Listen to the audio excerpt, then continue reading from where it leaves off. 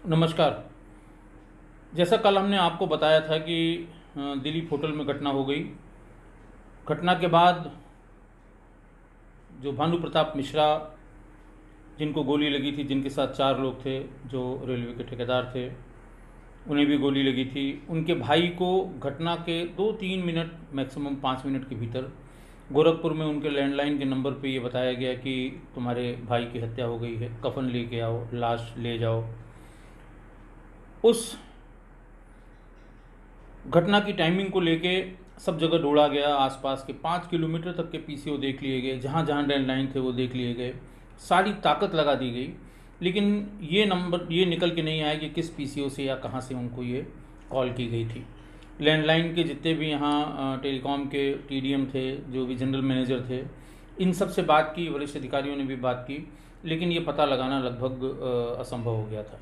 इसी बीच में जब ये जानकारी हुई कि यहाँ मोबाइल का टावर, मोबाइल का काम ईस्टर्न यूपी में 31 मार्च 97 को शुरू हो गया है, और हो सकता है मोबाइल के किसी नेटवर्क से ये कॉल की गई हो। इसी प्रक्रिया में मैं और हमारे एसएसपी रजनीकांत मिश्रा साहब उषा फ़ोन के दफ्तर पहुँचे। उषा फ़ोन के दफ्तर में ये बताया गया कि हाँ, ये हमारे नेटवर्क से कॉल की गई है। कई दिन बाद पता लगा, और फिर हम लोग उनसे प्राप्त जानकारी को आगे बढ़ाते हुए जिस नाम से ये मोबाइल फ़ोन ख़रीदा गया था, उसके एड्रेस को लेके वहाँ जाने की तैयारी करने लगे।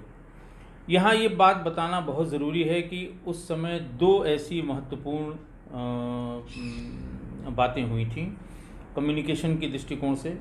और आज हम जिस वर्तमान दौर में जो मीडिया, सोशल मीडिया प्लेटफॉर्म, ये यूट्यूब, फेसबुक, व्हाट्सएप, इसकी शुरुआत 31 मार्च 1997 को मोबाइल फ़ोन के लॉन्च से हुई थी लखनऊ में।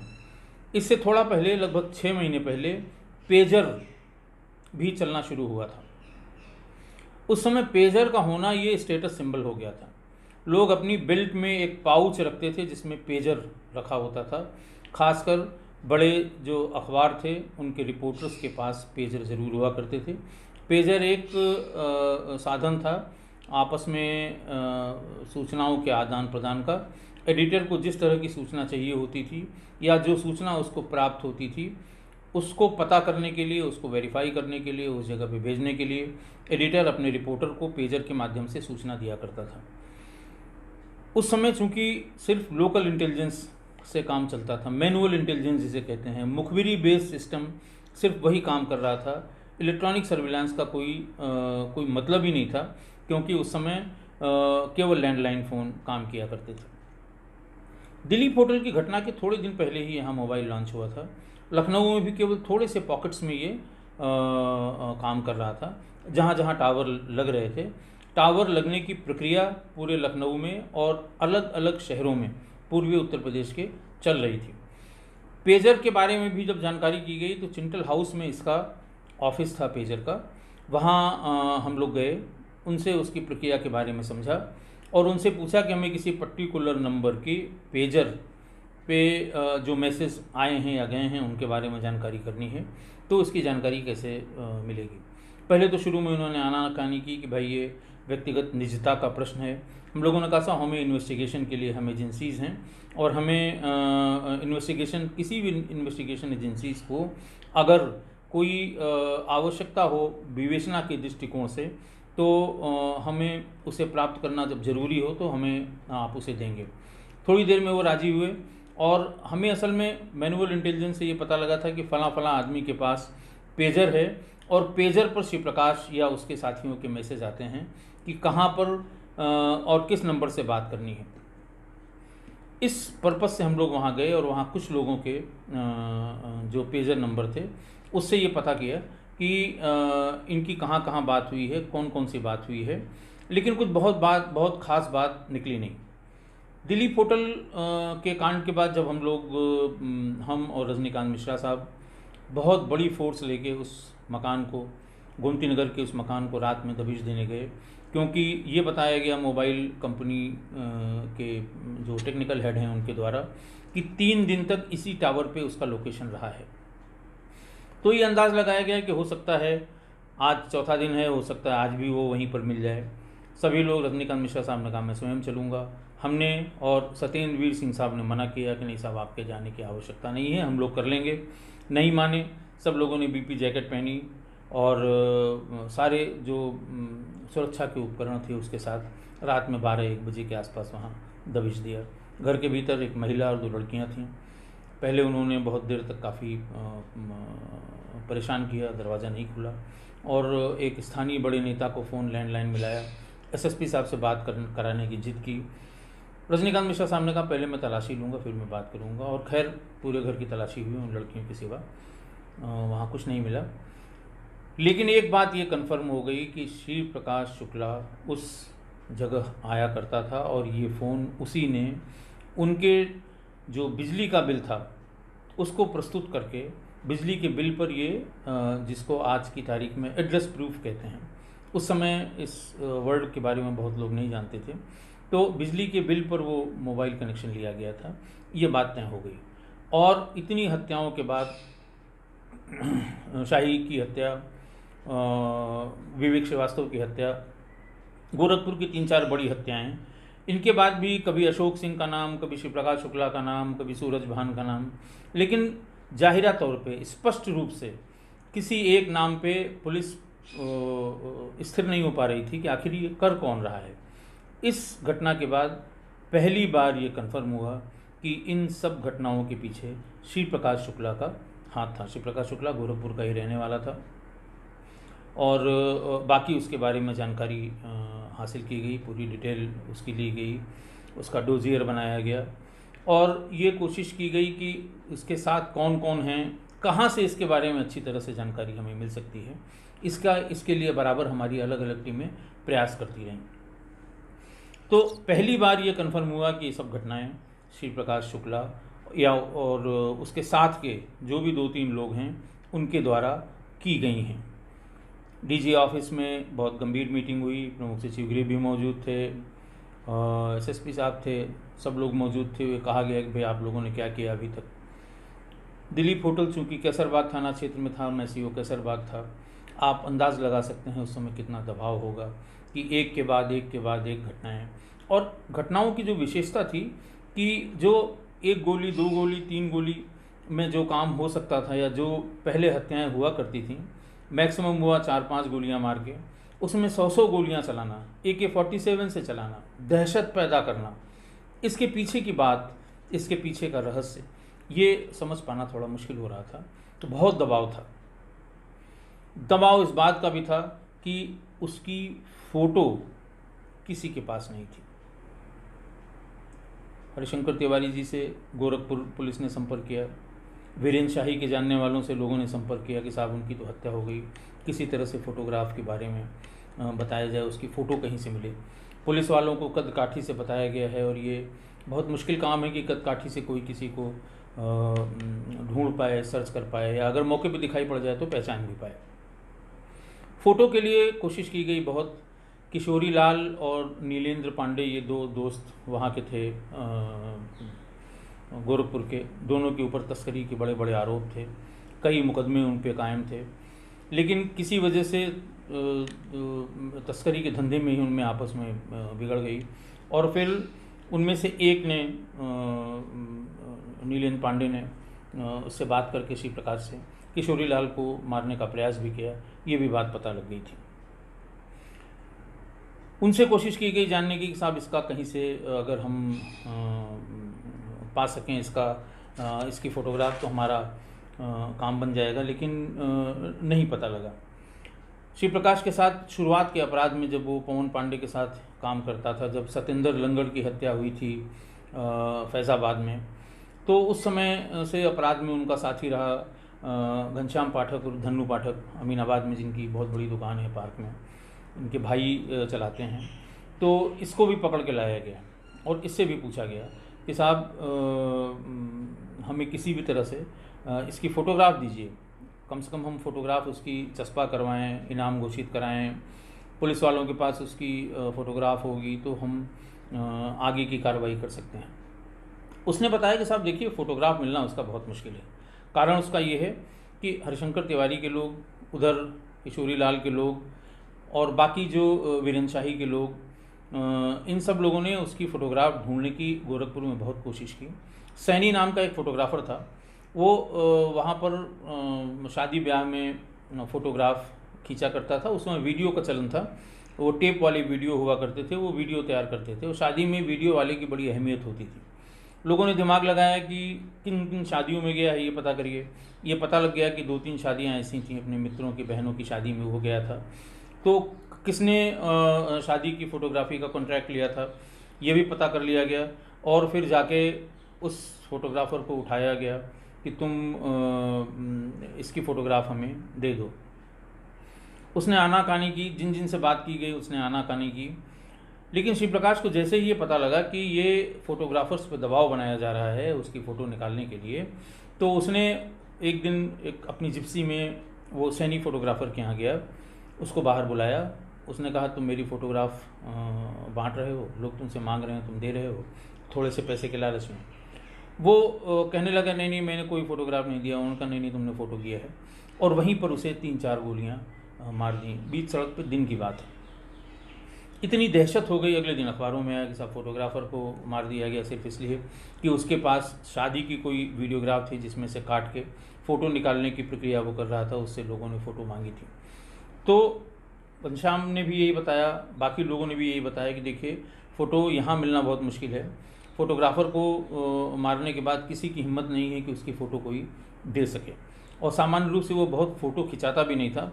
अगर किसी ने बहुत जिद करके कोई फ़ोटो खींच भी ली तो उसको वार्निंग दे देता था कि ये फ़ोटो अगर कहीं चली गई तो मुझे पता लग जाएगा कि ये फ़ोटो कहाँ से आई है और मैं उसे मार डालूँगा।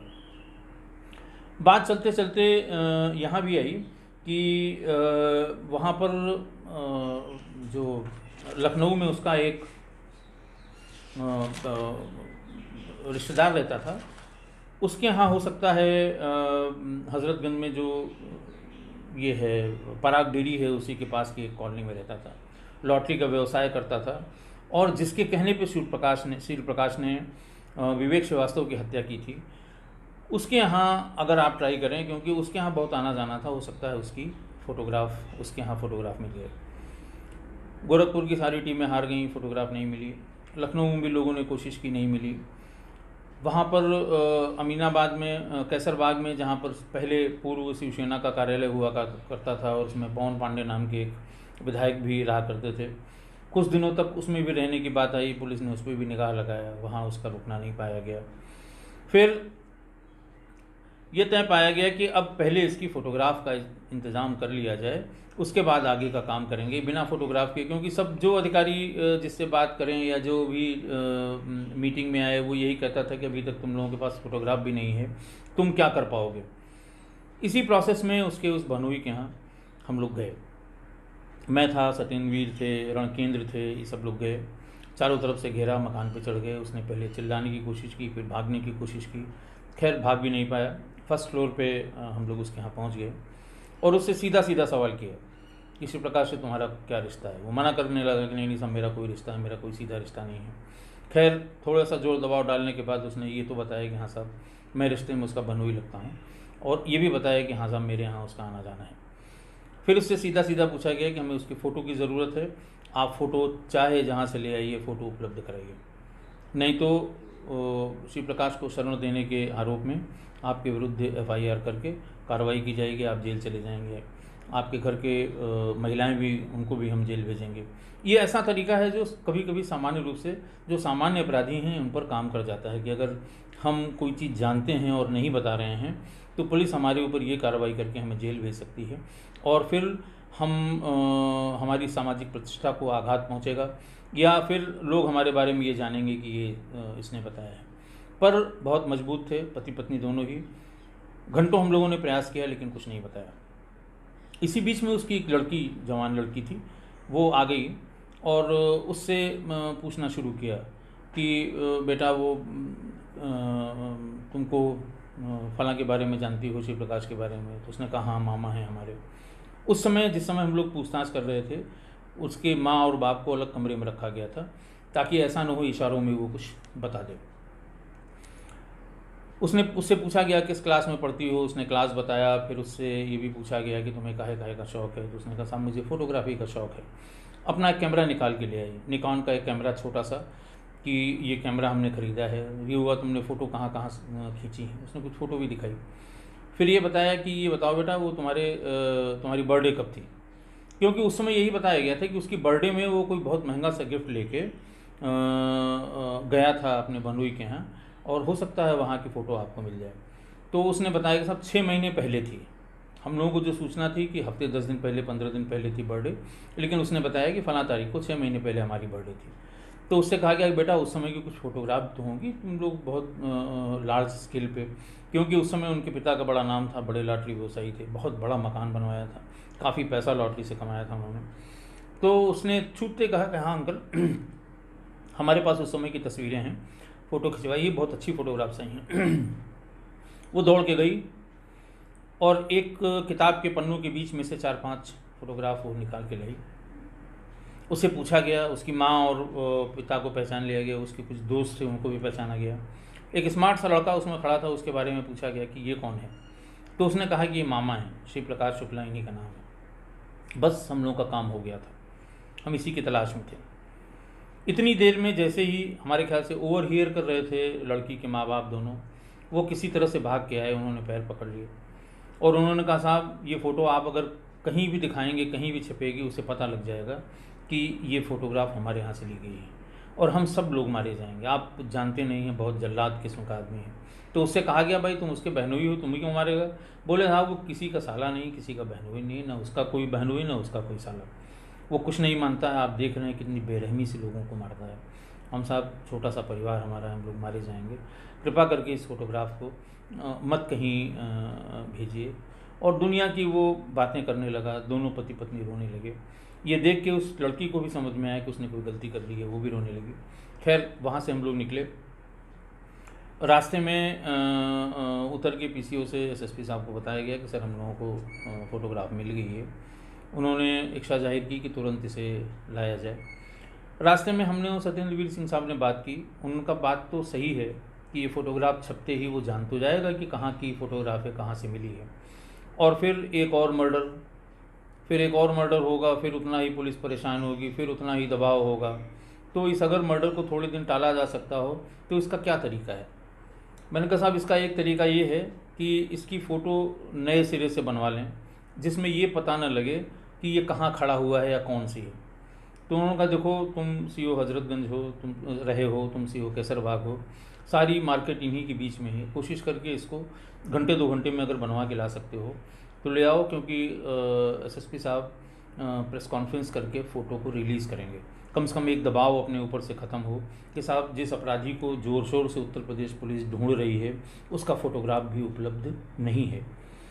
वहाँ से मैंने कहा ठीक है सर मैं कोशिश करता हूँ। वो अपने ऑफिस चले गए सत्येंद्रवीर सिंह साहब, मैं भाग के हज़रतगंज आया। हज़रतगंज में जहाँ इस समय कैफ़े कॉफ़ी डे है, वो उसी कॉर्नर पर पहले पटरियों पे चश्मे की दुकान, पोस्ट कार्ड्स की दुकान और लोकल मैगज़ीन्स की दुकान, उपन्यास की छोटी छोटी दुकानें पूरे बरामदे में लगी रहती थीं। यूनिवर्सल से शुरू होकर और कैफ़े कॉफ़ी डे वाले कॉर्नर से लेकर और कॉफ़ी हाउस तक। बहुत बाद में जब ये हज़रतगंज का सौंदर्यीकरण हुआ तो वहाँ से ये दुकानें, अब इधर पिछले 2 साल पहले मुझे जाने का अवसर मिला था, अब ये दुकानें वहाँ पर नहीं हैं। तो वहाँ ठीक कॉर्नर पर एक दुकान थी जिसमें छोटी छोटी उस पर तागे पर, सूत पर वो फिल्मी बॉलीवुड के हीरो हीरोइंस के पोस्ट कार्ड लगाया रहता था।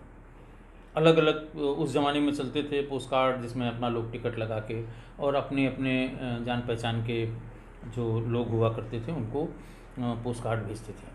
वहाँ सुनील शेट्टी की एक फ़ोटोग्राफ लगी हुई थी और उसको देख के मुझे लगा कि कुछ इसी तरह की उसकी फ़ोटो में इसी तरह का फेस है। वो एक पोस्ट कार्ड मैंने वहीं से ख़रीद के मैं सीधे पहुंचा अपने जहां मेरा सीओ हज़रतगंज का ऑफिस था पहले, उसी के पास पहुंचा। और वहां पर एक फैक्स की दुकान है जिनके यहाँ अकेली कलर्ड फ़ोटो कॉपी हुआ करती थी उस समय लखनऊ में। जो लोग लखनऊ से या हज़रतगंज से परिचित हैं उनको पता होगा कि वो कौन सी दुकान थी। वहाँ जाके मैंने उससे बात की कि हमें इस तरह से करना है। घबरा गया। अमर फैक्स की दुकान थी, बंटी हमारे मित्र थे, वो एकदम घबरा गए, बोले भैया वो मार देगा, इतनी दहशत थी उसकी, उनका मार देगा। मैंने कहा नहीं नहीं हम हैं ना, और इसको किसी से शेयर मत करो, तुम खुद निकालो इसे। खैर वो अपने एक अलग चैम्बर में, छोटा सा चैम्बर किनारे जहाँ फ़ोटोकॉपी की मशीन रखी रहती है, उसी के पास ले गया। पोस्ट कार्ड निकाली मैंने, उसकी जो ओरिजिनल फ़ोटोग्राफ वो थी वो निकाली, और श्री प्रकाश की गर्दन का हिस्सा निकाल के, और उस पोस्ट कार्ड से, सुनील शेट्टी के पोस्ट कार्ड से सुनील शेट्टी की गर्दन का हिस्सा निकाल के उस पर फिट किया, तो लगभग फिट आ गया। वही एक फ़ोटोग्राफ है जो आपको हर जगह मिलेगी, जीन्स की जैकेट पहने हुए जो फ़ोटोग्राफ श्री प्रकाश की, सारे इंटरनेट पे जो उपलब्ध है, सब जगह जो मिला है, दरअसल वो सुनील शेट्टी की फ़ोटोग्राफ है। किसी के पास अगर पुरानी सुनील शेट्टी की फ़ोटोग्राफ होगी या किसी के आर्काइव्स में ऐसी मौजूद होगी, तो वो आपको ओरिजिनल फ़ोटोग्राफ मिल जाएगी। वो उसी के ऊपर उसके सिर को चिपकाया गया, देखा गया कि हाँ बिल्कुल परफेक्ट है। अगर आप उसको अभी भी बारीकी से देखें तो गर्दन में जहाँ उसको चिपकाया गया था वहाँ थोड़ा सा डिफरेंस मिलेगा आपको। तो उसको चिपकाया गया, चिपका के बनाया गया, उसकी जो ग्लॉसी शीट होती है उस पर 100-200 कॉपियाँ निकाली गई। वो कॉपियाँ निकाल के हम पहुँचे एसएसपी साहब के पास, हम और सत्येंद्रवीर सिंह साहब। देख के उन्होंने भी कहा बड़ा स्मार्ट है, उनको बताया गया सब ये बनवाई हुई फ़ोटो है, ओरिजिनल फ़ोटो देने में ये खतरा हो सकता था कि उसको पता लग जाता कि ये फ़ोटोग्राफ कहाँ से आई है। तो ये फ़ोटोग्राफ उस दिन शाम को बाकायदे बहुत बड़ी प्रेस कॉन्फ्रेंस हुई और ये फ़ोटोग्राफ बांटे गए।